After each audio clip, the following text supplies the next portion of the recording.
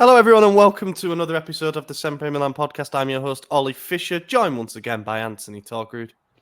Good morning, team. I'm here, and yeah, it's been good times lately. A lot of wins to review. A lot of wins. Maddie's here as well, repping the Detroit Tigers hat because they've clinched a wild card spot. Yeah, like now that we're good, I have to wear a hat, right? So I think that's how it works. Yeah. Now you support the city. Yeah. What? Yeah. Now you support Detroit. I always do. You know they play their the wild card game is away against the Astros, so It they're is one and all done. afternoon games too. Yeah, they're one and done. But look, at least you made the playoffs. That's something. So yeah, boys, we have got another action-packed episode. We've got a game to recap. Friday Night Lights, San Siro against Lecce. We've got an interesting game to preview, the Bayer Leverkusen Champions League match. And then the last game before yet another international break, of course, is Fiorentina away this coming Sunday. So 3 games to talk about. Before we dive into this week's episode, I want to say thank you, as always, to our Substack founding members. Roberto Racinos, Marco Vilea, Tarek, JT Physio, Mike Schulz, Heavenly 13, Derek Favretto, Merlin Flinker, Nasser, Carlo Fassi, Rajat, Raul Escobar, Luke Villano, Mats, MJ, Kemin, Joey Gawler, Moritz Pullman, Tito Mack, and Des Windsor McGlynn. Ran it back the other way that time just to keep my mind sharp. But yeah, thank you for showing us support over on the Substat. In the past week over there, as a reminder, if you haven't tried it already, you can try a week for free. This is how an average week might look. We had the 6th installment in our Meeting the Milan media series. Isaac interviewed Pietro Mazzara from Milan News, who many will know as the breaker of some big stories over the years and a very, very good column writer. The bonus podcast that me and you did, AJ, because we forgot to inform Maddie of the recording time. Sorry about that, Maddie. Is a mailbag special where we went through all the questions that we didn't get to in the previous main episode.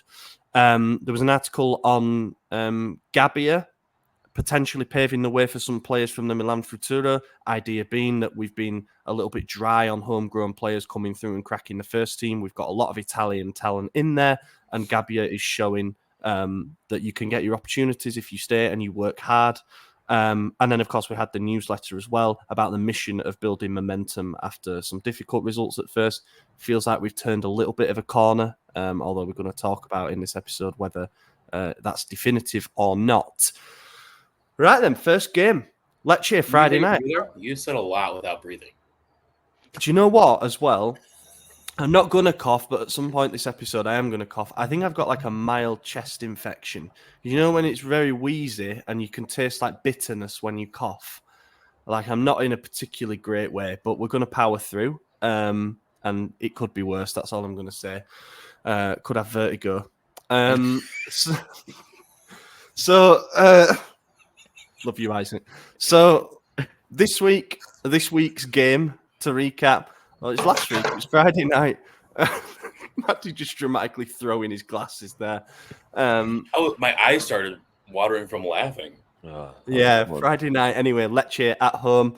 Look, after the derby win, we knew there was an element of pressure on this game because we had to follow it up. We didn't just have to follow it up with a good result, but it had to be a good performance. And let's just say for 35-ish minutes of this game, it wasn't a particularly brilliant performance. We weren't getting battered or anything, but it didn't feel like we were particularly in control. We weren't generating big chances.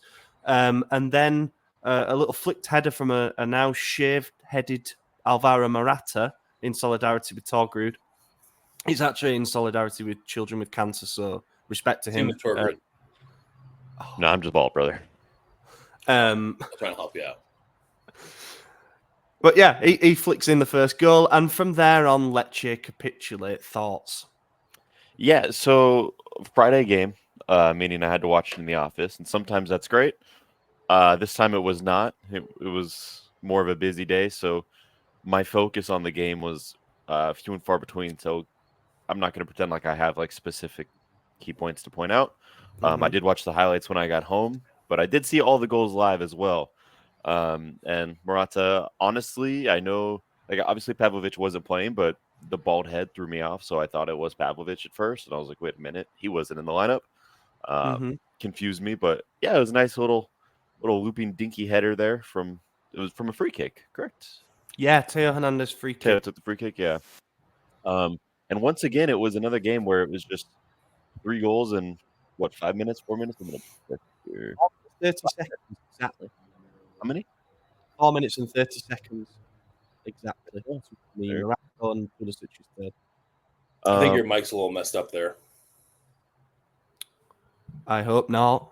There you go. No, it's good. There we go. Okay, So every time you Far talk, from it. just lean in really close. Yeah, it's not a big deal. will do. I'll just pull it closer. That'd help, wouldn't it? And then right after Morata scored, Teo had a great one. His standard overlapping run with him and Liao, and then he just kind of fucking put everything behind it, shot it in there, hit the top of the netting, and then 2-0 up, easy peasy. And then again, a minute or two after that, Tammy hits the post, deflects all the way back to, was it Emerson? Who then Nope, passed Tammy it? again. No, Oh, right. Yeah, Emerson, sorry. Yeah. who then passed it to Tammy, who then shot it, and it was saved, but then deflected off of one of their defenders, straight into Pulisic's foot, who just kind of tapped it in there. So, yeah, it's just one of those things where when you're hot, everything falls in place for you. Because, I mean, he didn't do anything to earn that goal other than be in the right place at the right time. And I guess that's 9/10 of goals, but, you know, it worked out. Didn't have a Liao goal, so he pissed me off because that was all I needed to hit my parlay, and I did not get it. So, you know, Rafa, find a goal, please. Thanks. That's it. Yeah, I also had a busy day with work on a Friday and turned the game on right when the goals started going in. So it was like perfect timing. I turned it on. I was like, Lecce game. We're going to struggle here, I see. And then 3 goals, boom, boom, boom. And I was like, I think this is all I needed to see of the game. So I watched the rest of the game boringly, and yeah. That's like, I saw the do. exciting part. You did see. I think we have you to thank for the win because it was going bad until you turned it on, and then. I mean, you're welcome. You know, I didn't watch Everton this week, and they won. It's crazy. Remarkable. Lovely goal from McNeil as well.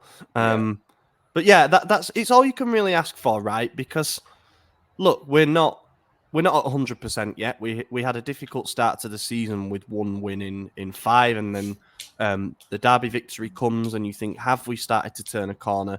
The best way to sort of positively prove that would be to win and win comfortably against a Lecce team that we should be beating, especially at home. We did exactly that. You can pick out if you were to be cynically minded, bit glass half empty, you'd say that for the vast majority of the game, we didn't actually play that well. But as we've always said, we know with this team, all they need is a good 5 or 10 minutes, and they can blow anyone out of the water. You know, you see that Leao-Teo connection for the second goal. There's few flanks in Europe that have that kind of chemistry and quality. They're able to get a goal out of nothing. It wasn't out of nothing, but you know what I mean? They can do it. They can fashion chances out of anything. The first goal was a set piece. It was nice to see that we scored back-to-back set piece goals with the Gabbia Derby winner and then another free kick for this one. So that was good to see. There's been improvements on that front. And then the third goal, it comes from the fact that, you know, it was just before half-time. We've got a 2-goal lead. We could sit back a little bit, manage our batteries, if you like, and just get into the half-time break with a 2-goal lead. We didn't. We kept high pressing. Lecce, to their discredit, kept attempting to play out of the back, and they weren't good enough to do it. They coughed the ball up a lot in their own half, to be honest, especially in this period. But you've still got to be in the right position to pounce on it. It was actually Liao who seized possession before that third goal, and then we worked it over. Tammy has the 2 chances. Pulisic, as you say, everything he touches at the moment seems to turn to gold, and he got another one. And that's it. Once you've done that, you're 3-0 up at half-time. You've had an impressive period of the game. You can afford to shift back into first gear, especially with a game like Tuesday night to come. That's all you can ask for. Yeah, and it's what we actually were screaming at Pioli to do was you have an easy game ahead of a midweek Champions League fixture. Instead of resting everyone and then struggling, start strong, win the game early, and then let off the gas. And that's what Fonseca did. And it was I think the nice change thing about Pioli was just playing strong. not Yeah, just starting In strong. general, maybe. yeah.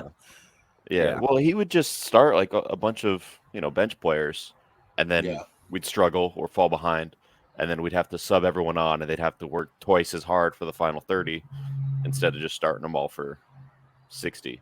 Let them go Mm. hard for the first half and then chill. So And- it was nice. Proof of concept for what we've all been saying. And it's nice to see. Has Fonseca really turned it all around? Are we all back on board? Is this we on the train? I was never Fonseca out, to be honest. I don't think any of us called for him to be sacked after 5 games. I think that would have been incredibly harsh. It is remarkable what a derby win does, though, because all of a sudden you find all of the... And the performance helped because we were really good in that game. Mhm. But you find all these certainties out of nowhere. And it's like, well, all of a sudden we found a 4-4-2 or a 4-2-2-2 or a whatever you want to call it system to cling on to. And the 2 strikers we signed to compete for one spot are now like inseparable up front together, and like it is weird what one game can do. It's happened before where a derby has turned the season, and I hope that in a few weeks, in a few months, we look back on it and be like, that really was the turning point. But I just think at the moment we're kind of, I don't want to say in the eye of the storm because that implies there's definitely bad stuff to come, but like It's a long season. It's a long season, and 180 minutes cannot be enough to sort of say, yeah, we are definitely front runners for the Scudetto again, that we can go far in Europe and stuff. But the beauty is, and we're obviously going to come on to it, that we have a really, really interesting game on Tuesday night, tomorrow night against Leverkusen, where we can properly sort of put this to the test against one of Europe's top sides. Because if we slip back into the Liverpool performance level and all the errors that were in there and the mistakes that have become so familiar, then I think the doubts will arise again. That's the nature of football, especially how the Italian media operate. You know, you can be certain that once we drop points again, they're going to be going for all the negative side of our game. But all we can do is in this particular moment say that we liked what we've seen from the last 3 league games. And I mean, do think go ahead. For the players' mentality, they needed the derby win. Like they needed to prove to themselves, like, we are good enough, like we are talented players, we can beat Inter. Because I think that's just like a weight over your shoulders when they've beaten you 6 times in a row. Like we don't have that many new players that have ever, or we don't have any players, I'm not trying to say, that have like really beaten them. You know what I mean? Like we have a few on the field that have beaten them, but everyone else is known to lose. So I think for them it's big. Yeah, I liked I think it was what Fonseca said after the game, or he told the players before the game, but it came out after the game, that he didn't show any footage of Inter during the week. Obviously, he studied it and came up with a game plan, but he didn't show it to the players. And he said, like, don't focus on your opponent's shortcomings, but focus on your own talent, your own strengths. Yeah. And I think that's good because, like Madison said, they probably all were in their head, like, this is just that team. We got to find a hole in their game that we could exploit. And he just said, no, you're good enough. Just do you, and it'll work. And it did. And it showed. It was the first time in a long time that it was a competitive derby, but it was also we were the top team, the good majority of it. And it's just interesting because like 9 days ago, we were sitting in 15th, and now we're 2 points off top. It just shows like how at any point in the season, but really early on in the season, you can't be rash with your decisions. And it's like a 6-point swing in 8 days could move you from fighting for relegation to competing for the Scudetto. It was like it. Yeah, I don't think we were ever really fighting for relegation, but I know. No, just like table position wise, we were closer to relegation than the top, and then all of a sudden now we're one of the top teams again. So it's crazy how fast things change. I mean, in the last 3 games, we've scored 9 and conceded 1. Yeah. We have the best attack in the league.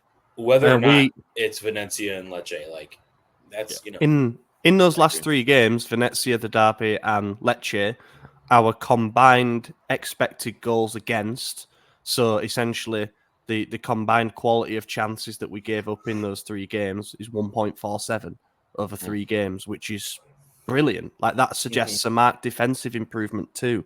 There were times during the Lecce game when I was a little bit frustrated. We had our passive moments in that second half, and maybe allowed them to get a bit too much confidence. I thought Lecce maybe had a goal in them basically at some point, but thankfully, it's another clean sheet. It's another very important clean sheet. And if you just said to me prior to the Venezia Inter in this game that we'd only concede 1 goal, I'd have been very, very happy with that. And here we are. So I think that with Gabbia in the side and with Fofana getting back towards 100% after a disrupted pre-season, that in itself is bringing us some positives. I think Emerson Royale deserves a bit of praise because he's drifted back towards what I thought he'd be like when we signed him. He's going to give you a 6 out of 10 most weeks, no more, no less. He'll be good enough against the teams that we should be, and there'll be games where he isn't good enough. Yeah. It's all positive. Yeah, just to kind of put into perspective, yes, we have the best attack in the league, but Juventus, a team who has not conceded a goal all season, their goal difference is only 2 better than ours right now, and we've conceded 7. So that just tells you how many goals we were able to score. It's 14, but it's just Juventus hasn't conceded a goal all season in Europe at all. Wow. Yeah, it's actually kind of crazy, but they also 3 consecutive 0-0 Did they not concede games. against PSV? I don't think they did. I think if they did, I know they were they were that maybe the 3-0 stats up early just on. in the league. No, 3-1. They conceded in the 93rd minute against PSV, so that's the only goal they've let in. But they had 3 0-0 draws in a row in the league, so that's kind of what can come. It was like Allegri ball, but yeah, they either won. win 3-0 or draw 0-0. That's all they've done this season. Isn't it funny because last week's episode we were talking about Torino being up there, Empoli being up there, Udinese being up there, and now the top 4 is Napoli, Juve, Milan, and Inter. It's sort of looking more towards what you would say a typical top 4 in Italy. But also, Juve's either drawn or won 3-0, and they're only 1 point above us. So the feeling is that they're already doing things as well as they can on the defensive end, whereas we still have more room to grow. I think the same can be said for Inter, to be honest. They won another chaotic game, 3-2. Really, if they'd drop points there, it'd have been a crisis for them. Yeah. When you look at who Juventus has played, their wins are against Como, Verona, and Genoa. Not exactly top teams. And the teams that drew against Napoli, Roma, and Empoli, and those are obviously the bigger clubs, excluding Empoli in that. But so I don't know if they're going to maintain their form. I think you're right. We're probably already seeing the final product for them. It'll be interesting to see how Napoli continue with their progress under Conte. I mean, they're looking great. Hard to really argue against. Obviously, they lost to Verona in the opening day, but yeah, they're looking like a solid team. But anyways, back to Milan. Back to us. Couple of things. First of all, I was surprised that Morata started this game. I'd joked about it in our chat, saying this is going to be very funny when the whole he's got inflamed joints thing turns out to be like a Trojan horse, and we're actually just going to play him from minute 1, and that is exactly what happened. So I was surprised and also a bit why are we risking him if he's not been 100%? But then Fonseca said during the build-up to the game, because they interviewed the coaches just before kickoff, he said he feels absolutely fine and he wants to play. He wants to keep this going. And brilliant. He's already become a leader for me. Through the words that he said after some difficult results, he's been very honest and said there's a responsibility when you play for this club. We need to grow in terms of our mentality. He said some things that I think other players would be scared to say, and I like that. Through his gestures as well, I guess playing despite a little bit of an injury doubt. But yeah, just when he's out there on the field, I just feel a lot more safe. And in the meantime, isn't that funny? We've been not wanting him on the team for 5-6 years, and now he's here, and we're like, he's such a great leader. We look so much better when he's on the field. It's true. You're right. I think 100%. I think we're seeing everything that he can bring, and we sort of mentioned this last week on the bonus pod based on some questions that we received. I don't think that starting him and Abraham up front every single game is going to be realistic, because that's the 2 main striker options, and they're not going to be able to play every single game. But for the time being, to have them both looking so confident and buzzing off each other, I think Fonseca said that they've got a contagious energy, and I do think that you've got two you got Pulisic and Leao, who we know have quality, can contribute to goals, can create them from anywhere. And you think about the missing pieces of the attack. You take RLC out because he shouldn't be in the 10 role. Giroud leaves. What do? You bring in 2 real difference makers up front, and we look a better team. I'm not surprised. And then the other thing was Leao captain. Yeah, that was interesting. I don't think he did a bad job as captain. I mean, I thought he actually had a good game. Obviously, I needed that goal pretty desperately, and he didn't get it. He got close a few times, but overall, I mean, he had a very good game. He had an assist. It was an interesting move. Why did you take it from Teo? I think just to send a message, just because of how disrespected Leao's been in the media the past week or two. Yeah, a bunch of knuckleheads coming out. Before the game, he was asked about it, Fonseca, and he said there will be the possibility for the armband to rotate, and he said he wasn't going to explain the reasons for it now, but he would do down the line, which I thought was a really interesting answer. And then, of course, there's been reports afterwards from like Sky and Gazzetta saying that essentially he will give it to different players in different moments to make them feel a bit more responsibility. And also, I think he wants his players. This was like reading between the lines of one of the reports. He wants his players to all get a bit of experience managing the game on the field because, like, they're the only ones who, in theory, can talk to the referee and stuff like that. So, yeah, it's a bit of added leadership. And Leao has worn the armband before, so it's not necessarily new for him. But we know the system of how it works. Teo has more appearances. It should have really been hit. Mm-hmm. Yeah, he has more appearances. Yeah, he does. Yeah. So it should have really been him in Calabria's absence, but I don't think Teo's going to kick off the fact that his very close friend and wingmate gets the armband. So in that sense, I just think that the days are gone of the Milan captain's armband meaning something like it was for Baresi. Well, yeah, because Leao just got it. Not like it's a bad thing, but like when the captain's on the field and you just give it to Leao, like that's just like, all right, we're doing something new. And hey, it's his team, right? Yeah. Just give it to Pulisic because he's Captain America and he will lead us to victory. Yeah, I think he probably will be captain at some point. I mean, if what Ollie just said is accurate, and I like it. I think it's a good idea to give him leadership. You know, it's going to further build that mentality that we used to have in one of the great temes. Exactly. We've definitely awesome man management by Fonseca. Honestly, we've definitely spoken before as well about how, like the armband is essentially just a bit of material. You know, really, like the leaders out on the field are still going to lead. You think because Maignan not the captain, he's not going to be barking orders at people, and so yeah, it's just interesting, like allocation of duty, and I like it. I agree with you. I think that there's something a bit innovative about it, and we'll see who the captain is on Tuesday night. Funnily enough, because for the Champions League press conferences, it's not just the coach that does it. The coach does it sat alongside a player, and Leao is doing media duties tonight alongside Fonseca. First of all, that obviously strongly implies that he's going to start the game, but I just wonder if he'll be asked, like, are you going to give him the armband again? And we'll see what he says. Tops and flops from this game. Oh, yeah, Batazagi's red card. That was the only negative note from it wasn't for me. I'm going to be honest. It wasn't. He gets the ball way before he touches the player, and it didn't, like, he's kind of stamps him a little bit, but it wasn't malicious. It wasn't studs up. It wasn't high up his leg. And he gets the ball, like, a second and a half before the guy even gets there. So for me, that's crazy.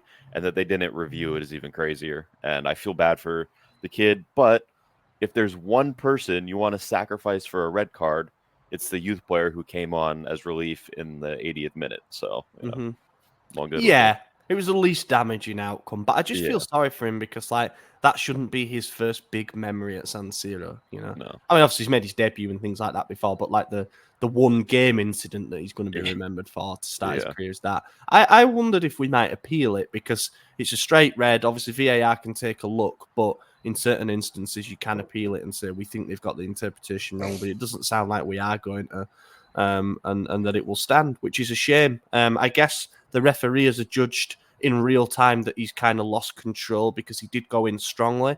But as you say, he got the ball. He does the damage in the follow through, which to me will always be like, you think about, for example, Sommer on Abraham, you know, when he clears the ball, but he connects with him with his studs in the follow through. You're saying in one instance, the follow through doesn't matter because it was a clean tackle. whereas Bartazaghi was punished for his follow-through after a clean tackle. So that's not particularly consistent to me. I know people in the comments are going to be like, it was a clear red, he shouldn't have gone in like that, we were 3-0 up, and I agree with that. Maybe he could be a little bit more wiser, but that will come with experience. Unfortunately, his experience for the next couple of games will be sat in the stands, but top and flop then. Top, I am going to go with... I'm going to go with Morata. I wasn't expecting him to play. I was happy to see that he was starting, and he got the opening goal with a really, really nice header from a free kick that sort of burst the floodgates a little bit. But yeah, it was the game turning moment, because prior to that we'd looked a little bit slow.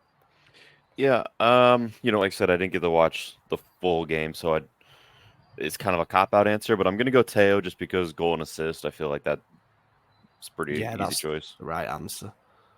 Forgot about this. I'm also going to do a cop-out, which I do every week, where I pick more than one person or player. Salamanca's flop. Well, that's given. He's not even on the team, so it's permanent flop. Mm-hmm. I'm going to say Teo and Leao. I feel like since they got benched, they've like turned it up and turned it around. And they played great. So, yeah. Shout outs as well. Excuse me. To I think the back four in general were just great as a unit. We need more of that. There are little moments they can improve on, but it's getting better week by week, it seems.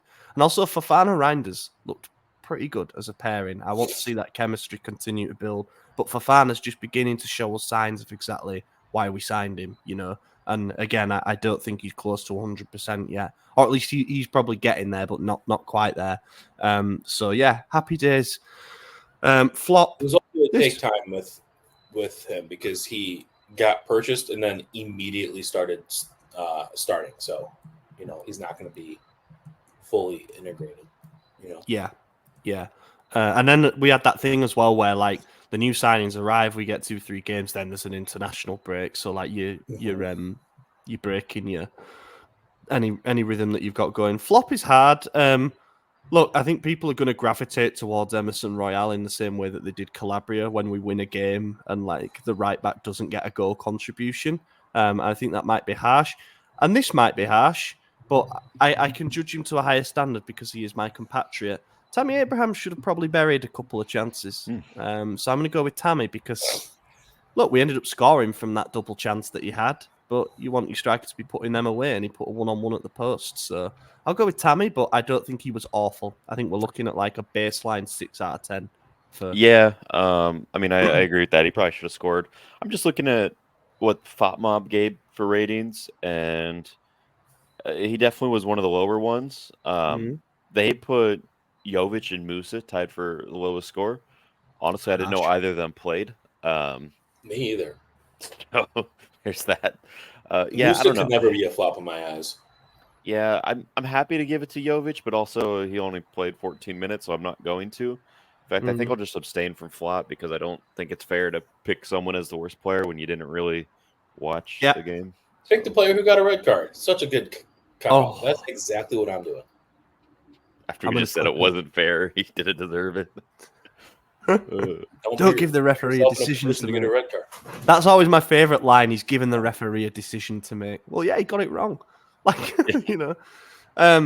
What an interesting thing here is that we made all of our 5 subs with like before 15 minutes to go. I've not worded that very well. We'd used all 5 subs by the 75th minute, is what I'm trying to say. So again, the importance of getting those goals in, get the result killed off, and we could bring off Morata, Fofana, Pulisic, Teo, Tammy. Great, rest them up, give them a bit of time off. And it's not like we're playing on Saturday or Sunday, so I suppose the Leverkusen game, we've got a bit of extra rest there too. Should we move on to that? Boom. The champions! I'm excited for this. I'm excited for it. I think, obviously, Champions League football is always going to elevate your excitement level a little bit. But like with the Liverpool game, I don't know, we played them before and we know them well. Leverkusen's a different thing. It's like a shiny new toy that we get to look at. And they were absolutely fucking mint last season. They nearly went the full season unbeaten, winning what would have been a treble, the Bundesliga, the German Cup, and the Europa League. But Gasperini said, no, Xabi Alonso, I'm going to outcoach you in a final. So that kind of ruined the season a little bit for him.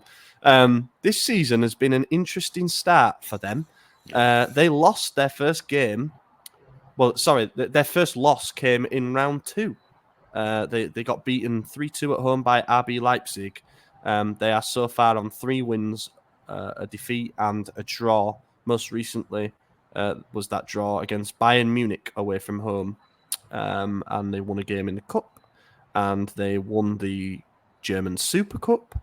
And they won their Champions League game 4-0 away at Feyenoord. So they're right up there near the top of the table, along with the likes of Celtic, Bayern, and Villa.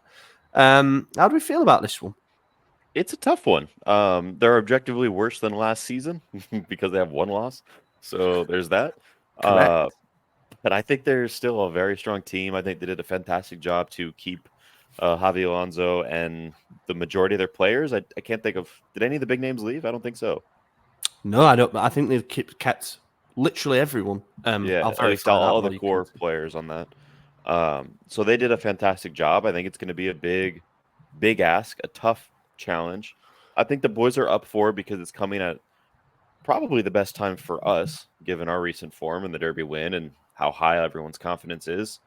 And with them just dropping points against Bayern, that obviously was a very grueling game for them. And I think was it Saturday or Sunday that happened. So they have a lot less rest than we do in a game that probably they had to push to the limit and obviously didn't win it. So it was a very tough game. Everything plays into our favor on that aspect. Doesn't mean we're going to win, and I don't know if we will, and I really don't know how to predict it. I hope we can get the job done, and I think we can. But I also wouldn't be surprised if we don't. Yeah. Just on the summer business that Leverkusen did, their one big sale, as in they sold him for 18 million euros, was Adam Hlozek to Hoffenheim, who I think was struggling for minutes anyway. But they spent money, 20 million on Martin Terrier from Stade Rennais, 18 million on Alex Garcia from Girona, and they also signed Nordi Mukiele on loan from PSG, and they spent 15 million on Junuel Belosian, I think that is, young centre-back from Stade Rennais again. So, they've only strengthened there, really. And keeping Xabi Alonso was definitely the best bit of business that they could do in the summer. There was talk of Real Madrid coming in potentially if Ancelotti left. Liverpool, of course, were linked because he has strong ties to them, but they kept him. They're going to go to defend the title. I think they're going to go to try and shock some people in Europe. They had a great first result there against Feyenoord. But I also hold the belief that we can get a result in this game. And what a positive result looks like depends on how the game goes. But, if you come from behind and get a draw, then we're like, okay, that's fine. Or we could even nick a win. I often think with these games against like Bundesliga sides and it was a bit like this with the Stade Rennais game in the Europa League. All we get told about is that the other team are like a pack of rabid dogs and they're going to outrun us. They're going to try and overpower us. And I think that's Leverkusen's style to an extent as well. I think that Italian teams can be the antidote to that, because they sit back and they're a bit more patient and we will wait to exploit the gaps that appear at the other end. They also play a bit of an aggressive 3-4-3 system. So it'd be interesting to see what we do formation-wise if we try and match them up in possession or whatever. But here's their team. This is what they picked for the last Champions League game, so I'm going to presume it's their strongest side. Hradecki in goal. Tapsoba, Jonathan Tah, and Hinsapi as the back 3. We've been linked with that Hinsapi before. Frimpong and Grimaldo, the wing-backs, arguably the best wing-back combination in Europe, to be honest. Xhaka and Andrich in midfield. Now, I think they can be got at. I think they're a bit slow. They're a bit on the slower side. Andrich was good for Germany during the Euros in the summer, but we know what Xhaka is like. He's been at Arsenal for years and they couldn't wait to get rid of him because they deemed him to be too immobile.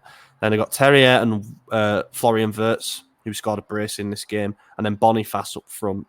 They've got the likes of Schick, Amin Adli, Jonas Hoffman, Nathan Teller, Mukiele on the bench. So Yeah, is that team strike for you? In some areas we can get at.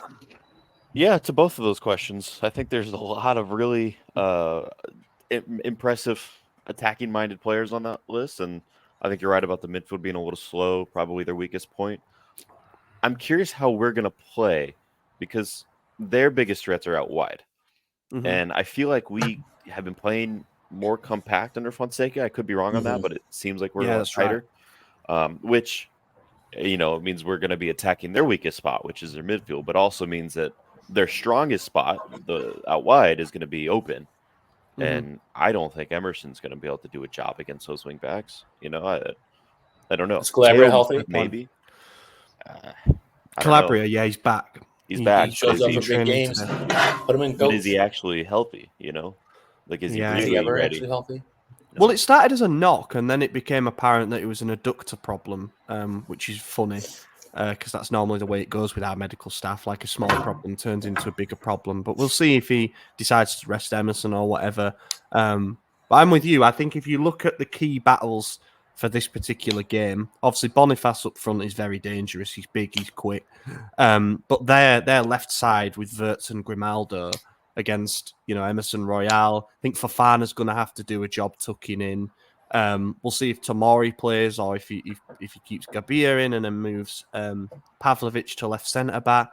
And then on the other side, it's probably going to be Frimpong against Teo, which will be really, really good to watch. I'll be like Frimpong against Teo and Leao, but Leao will try get at their right-sided centre back, Tap Sober, who is a bit of an emerging talent, I believe.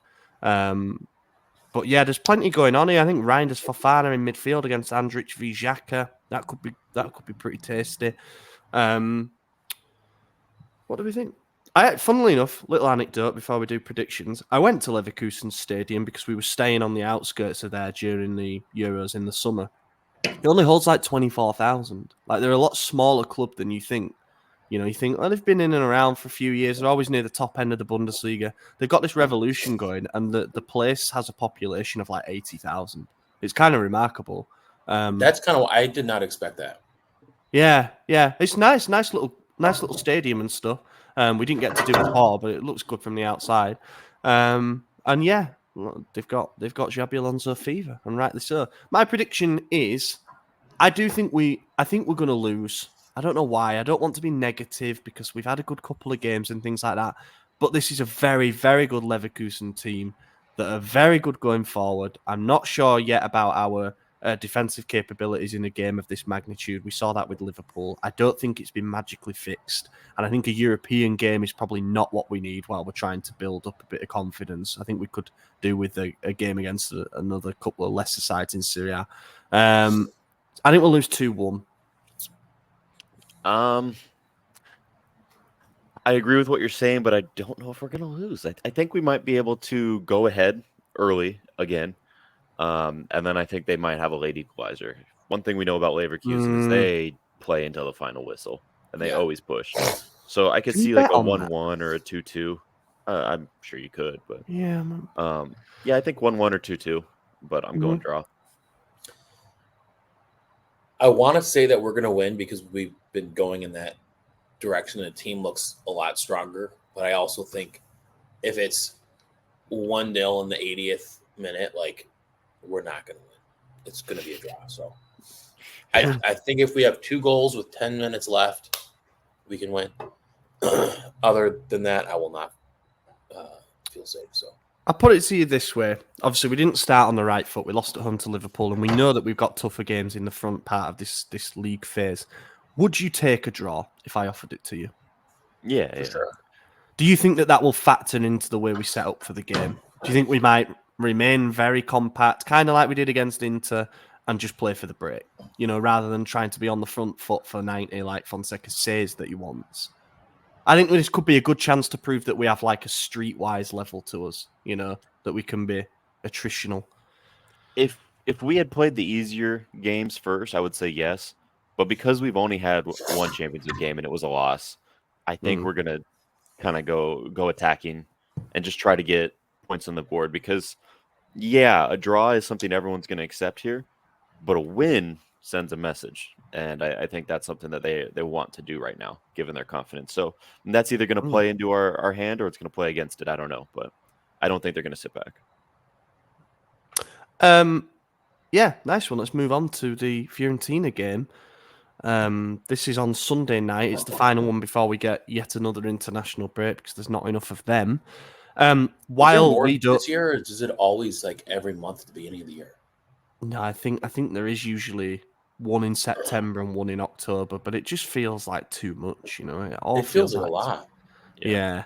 There's a whole debate going at the moment, and like Rodri came out and said we're playing too many games, and then he did his ACL. So but that's for another time probably. Fiorentina have been hot garbage to start the season. They have one win in their first 6 games.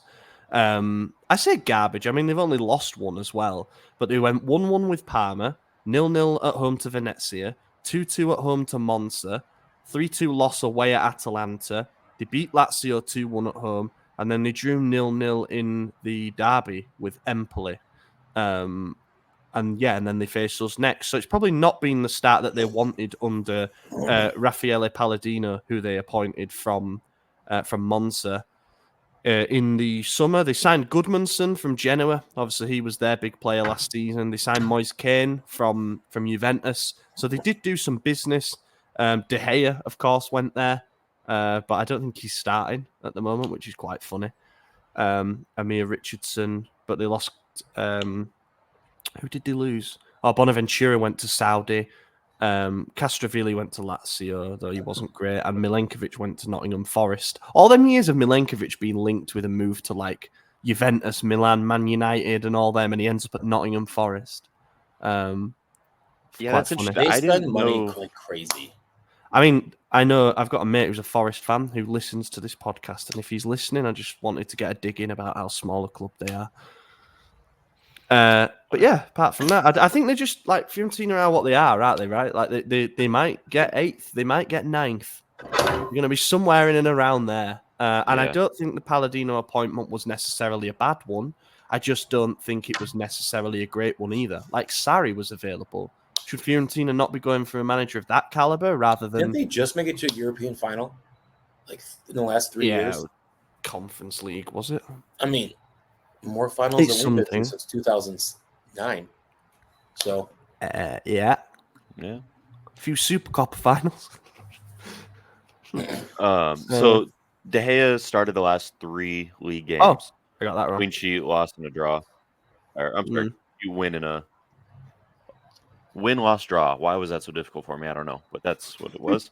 And then he played both Conference League qualifiers against the Puskas FC Academy. One was a 3-3 draw, and one was a 1-1 draw that went to penalties, and they won. So wow. Who signed the Mexico goalie? Ochoa. Salernitana or whatever. Yeah. When they signed him, that we drew them because of him. Yeah. I have a feeling. Oh go the same way. Yeah, he made like 19 saves. Yeah, in that game, amazing saves. Yeah, but he used to do that at the World Cup as well. Like he'd be doing nothing domestically, be playing at some nothing club you've never heard of, and then he'd be Fiorentina's team for the last game then. De Gea in goal, as you said. Dodo and Gozens as the fullbacks. I forgot Robin Gozens had gone there. Ranieri and Camuzzo, the centre backs. I think they can be got at. They signed Bove from Roma. Bove and Cataldi as a midfield double pivot is slow to me. Colpane and Kwame, the wingers, and Gudmundsson behind Moise Kean. What it is effectively then is like a team comprised of like loans from players who were very close to making it, like Kean, Bove, Gozens, and then I guess players that they've poached to an extent, Gudmundsson and Kwame and Dodo. Interesting. Don't really know much about how our team's going to look for this one, but you can probably imagine that based on how Tuesday night's game goes, there might be a couple of changes because that will sap a lot of energy. But also, we've got a nice gap to that, and then it's the break. So Fonseca might just think, fuck it, let's play another very strong team, try get the points. So I don't anticipate too many changes. Praying there's no injuries. Prediction? Yeah, I think you're exactly right. We'll do probably the same lineup that we've been using. I think if it's not broken, don't fix it. And I could see us getting an easy win here, a 3-1 or a 3-0. I think this one will be pretty comfortable. Mm-hmm. Well, if it's not broken, don't fix it. Hopefully, Morata is not broken, so he can continue to play, and we can continue to play this system. If that's the case, I think that we will win. Yeah, I think we'll win this one. I think we'll win it by an odd goal, though. We always seem to have very, very strange games against Fiorentina away. Maddie, mute yourself when you're typing. It's coming through pretty strongly. Oh, is it? My bad. Yeah, that's okay. Remember like the 4-3 game that we had when, funnily enough, Gabia got like pretty rinsed by Vlahovic. But yeah, it can be a very, very tough place to go. And I just hope that we kind of buck that trend. I'll say that we win 2-1. I fancy an Okafor winner off the bench.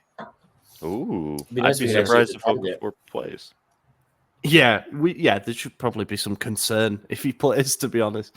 And yeah, what was I going to say? I was going to mention something else. Oh yeah, Morata, by the way, it's just come out now that because he kind of limped off in the second half of the Lecce game. Some people thought, oh no, he's aggravated whatever problem he had. He's done the full training session today, so he can be considered fully fit. Let's hope that continues as well. Let's do a couple of questions. Some of these from the Substack gents and a couple from Twitter. Arianto asks, and I think we can open this up to be a bit of a wider question on this particular player, but he says, should we sell Chukwueze and try sign Berardi?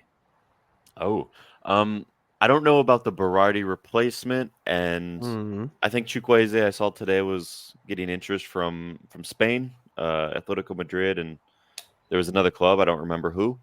There was Aston Villa, and so this report from SoccerNet Nigeria, which you might think, never heard of the source, fair enough, but like, I guess with them being Nigeria-based, they might have some connections to... I mean, it's only natural, like, with the situation that he's in, that he might not be happy with the lack of starts and that teams might start inquiring. It was Atletico Madrid, Aston Villa, West Ham, and some Saudi clubs, apparently, who also wanted him before he picked us. Yeah. I mean, I could see him making the move. Definitely, if you want play time. I don't think he's old, right? He's probably entering his prime years or already in them. So he's probably thinking, I need some game time. And I wouldn't blame him if he tried to force a move out. Unfortunately, because he hasn't played much, I bet we would sell him at a loss. And I don't like that. As far as replacing him with Berardi, like, I think that ship has sailed. I think he's just content to stay at Sassuolo forever. I don't see why anyone would go for him at this point. Isn't he like 30 now? Well, also in March, he had surgery after completely tearing the Achilles tendon in his right leg, so he had to miss the Euros. And he's not played a game this season, so I don't like that shout. Yeah, me either. Yeah, I think that we need to move on from Berardi, period. So it's like Morata, right? We've been linked with him forever. Yeah. They both can't work out. Yeah, there's a reason I don't think anybody took a punt on Berardi. There'd be an interesting butterfly effect for, like, you know, was he close to joining whatever club 4 years ago? How might his career have changed for the better or worse? But he just appears destined to remain like a career Sassuolo player. That's not enough for them, but whatever. With Chukwueze, it's an interesting one because he showed really good flashes in pre-season, but it's pre-season. And Fonseca answered a question about it in the press conference before the Lecce game where he said, look, we were playing against top sides in pre-season, but they were allowing us a lot of space. And in space, he can thrive. But in some of the games in Serie A where teams sit deeper, more compact, there's not as much space to go into. He needs to learn how to be decisive in those situations, the ones that we know Pulisic has learned to thrive in because of his smart movement and things like that. Chukwueze is not quite there yet.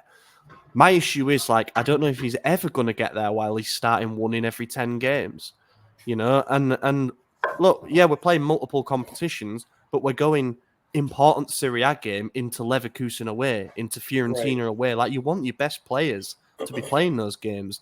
And, like, the odd Coppa Italia game ain't going to do it either. Because, let's say he scores a brace against Sassuolo in the next round. Are we like, okay, well, he's taken Pulisic's spot? No. Apologies, but yeah, I don't know. We got to figure something out. Will you mute? Yeah, no, I needed to do that, but I was struggling then. We left you hanging. I heard your voice go, and I said, "I'm gonna just see this one out."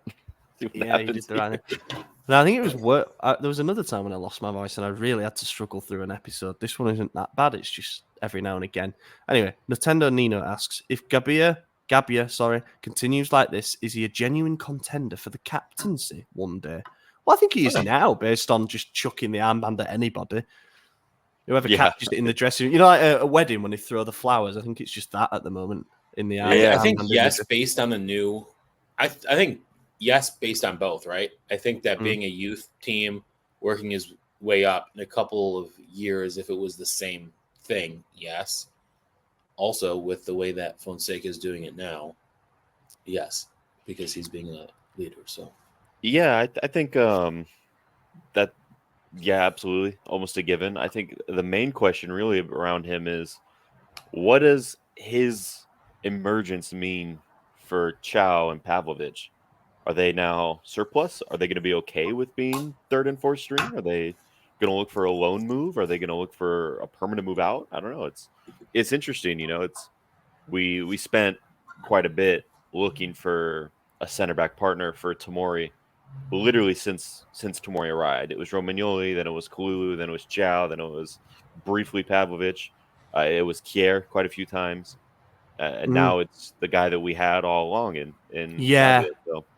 Yeah, Interesting to there's see something how quite funny about that. Yeah, it's poetic. Yeah, it's like a parable or a fable or whatever, whichever one it would be. Yeah, look, is he a contender for captain? Yes, if you're thinking in sense of like traditional values, you know, like he came through the Milan academy, he grew up a fan of the club, and therefore he feels a stronger attachment to the shirt than most will. But I just don't think that that's the way that our captaincy is going to go under Fonseca. That doesn't mean that Fonseca is going to be here beyond Matteo Gabbia. Like Fonseca could be done at the end of the season for all we know. And then a new man might come in and say, no, you're our guy. At the moment, he's definitely far down the pecking order, I think.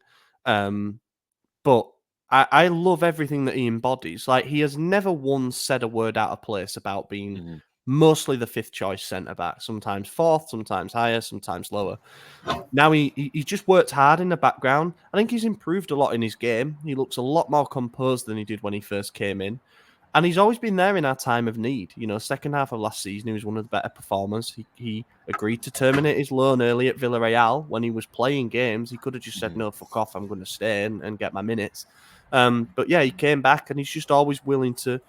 And again, we talk about Derby, the game itself being a turning point, but that header and sort of immortalizing yourself in the history of one of the biggest fixtures in the world, like that must really help. He must be walking around with a bit of a swagger right now. So, great, keep him in. I'd like to see him captain, but hopefully a load of bad stuff doesn't happen before that. You know, like Teo's gone, Leal's gone, everything like that. But it's going to be interesting because Calabria's out of contract at the end of the season, so we really don't know what the future of the armband holds. My personal guess is that there might be a formal passing over of it to Teo that comes with a renewal. I think that would be a nice thing to do. You know, to say, okay, here's the renewal and here's the armband. Because it doesn't sound like there's any progress being made on a renewal for Calabria. I think we're at a standstill on that. It's either you could renew and just accept that we're not going to give you a raise or whatever the thing is, and that you're probably not captain, you're probably not going to be a starter anymore. And it doesn't sound like he wants that. And, you know, fair play. Everyone deserves to have ambition. But also, I don't think realistically he is Milan captain caliber, let alone Milan starter. Not to say Emerson is, you know, I think there's other players out there that we got to look at to fill that void. But yeah, I don't see the story of Calabria continuing much longer with us. Oh God, I apologize.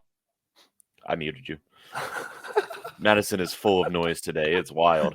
I might just keep my mouse hovering over the mute button for Maddie. That was his alarm, 7 a.m. Yeah, I can't stop it because my phone just started an update and now my alarm is going off. My screen is locked. So great stuff. Wonderful timing. God, I love technology. Sweet, it turned off. Good. Great. My phone, not the alarm. I guess it all did. When it turns back on, it's going to be chiming again. Kieran asks, do you think we'll see Ruben Loftus-Cheek return to form anytime soon? The first half of last season, he was almost untouchable.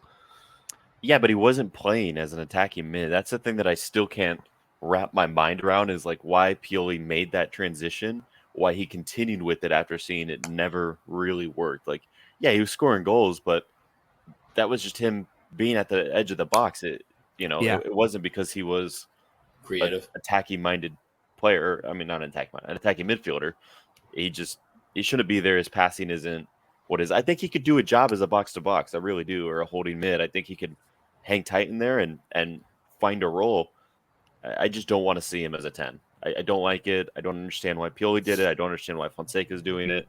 Other than that's what he saw last season. Said, well, I guess Ruben's an attacking mid, but he's clearly seen it. It doesn't work, and he's changed it. So hopefully we don't see that again. I know that's where he's been getting subbed in on, but it seems like when he does come in there, they do kind of shift to a more flat 4-3-3, which is a good thing. So as far as a resurgence, yes, he could have one, but don't expect it to be a goal-scoring one because he shouldn't be an attacking player. Yeah. I agree with everything that you just said. Yeah, same here. Same here. That was a good assessment of the situation.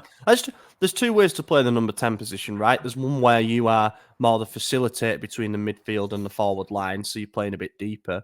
And there's playing as a number 10 where you're literally playing off the centre forward, for loose balls, for knockdowns, for those trailing runs. And we gravitated way too much towards RLC playing too far forward. Then you see games like that PSG one in the Champions League where he's taking the ball from deep and running it 50, 60 yards to get us a chance. That's what we need from him. And that's why I still think there's a role for him in this team in certain games and in certain moments of games. He can be the one who breaks things up. And problem is when you're asking him for end product, or like when he has time to think about his end product, that's the problem. Like, should I pass it right or to the left? I'll just run into somebody instead. Like that, it became too frustrating, didn't it? But then when he's like first time finishes on the edge of the box and things, we scored. Did he score like 10 goals in silly amount of time? Wasn't it? 10 goals, yeah. He had 10 goals by the end of January, I think, which was remarkable. So there's something in there. But everybody who's coached him, Sarri has said it, and coaches prior have said he is best as a number 8, as a box to box player. We're not really playing with one currently, but I think there's a role. I think we'll be a bit more chameleonic in our tactics, and I think that we're going to need him because Benacer is out, and I don't think we'll see him anywhere close to 100% probably before the end of the season. And Musa is still a bit of an unknown quantity. But yeah, I think RLC will be fine. We don't know his quality yet. It's there, right? Yeah. Yeah. Well, the expression is unknown quantity, but I know. I understand. Yeah. Yeah, you are actually correct there. Final one then. Oh, well, actually, one guy said, old devil goes young. Only Anthony predicted Milan to win the league. After these 6 games and the recent resurgence, would you change your mind on our chances this season? No. You don't have to answer this because I'm talking to AJ, because you predicted us to win the league. So, yeah, no, I wouldn't. No, I mean, I'm looking around and I'm seeing a weaker Inter. Napoli might be a threat under Conte. I don't think Juventus will hang on. I think they're going to drop off again. They might be near the top come the winter break, but I don't think they're going to stick with it. Inter's going to always be a threat, but we're seeing a weaker Inter right now. And, Conte could crash out at any moment. He could be gone by December if they hit a rough patch. The first thing he will do is blame the team, and that's how you lose a team. That's the quickest way to lose the dressing room is to blame the dressing room for every mistake. Yes. Except for Fonseca. Didn't he blame the players in the Liverpool loss, and then we bounced back? Yeah, he did, actually. Fair enough. Yeah. You're right. So, yeah, no, I'm not going to change my opinion. It's also my opinion every season. I'm never going to say that we I was going to say, when was the last time we didn't pick Milan? Yeah. I think the last time I said we wouldn't win was probably our first year doing the podcast. So, yeah. Yeah, I haven't changed my mind on where we're at. I thought that we'd be second in the table. and I picked Inter to win the league. It's a small sample size at the moment, but we've beaten Inter, so that's good. I think the whole thing is going to be closer than I thought. I think there'll be more teams in and around it, probably.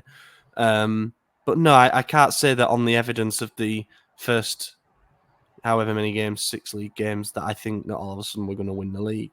I hope that after 10 games, after 15 games, I've changed my mind totally because we're 10 points clear. But just at the moment, I don't think we've quite seen enough in terms of consistency. Yeah, all right, we'll wrap it up there. Thank you for listening, everyone, to this week's episode. We'll be back, of course, in a week's time with another main podcast later this week with the bonus podcast. And in the meantime, let's hope we get 2 more dubs before the break. I've been your host, Ollie Fisher. Find me on Twitter at Ollie Fisher. AJ, cheers for joining. Yep, always good. And I'll be here for the bonus. Matt. I should be here on Friday for the bonus and next week. Maybe the week after that. We'll see. Maybe the week after that. Brilliant. Yeah, cheers, everyone, for listening. And we'll catch you in a week's time. Gol! Ancora Teo! È una meraviglia! Il gol di Teo Hernandez da un'area all'altra! È una meraviglia!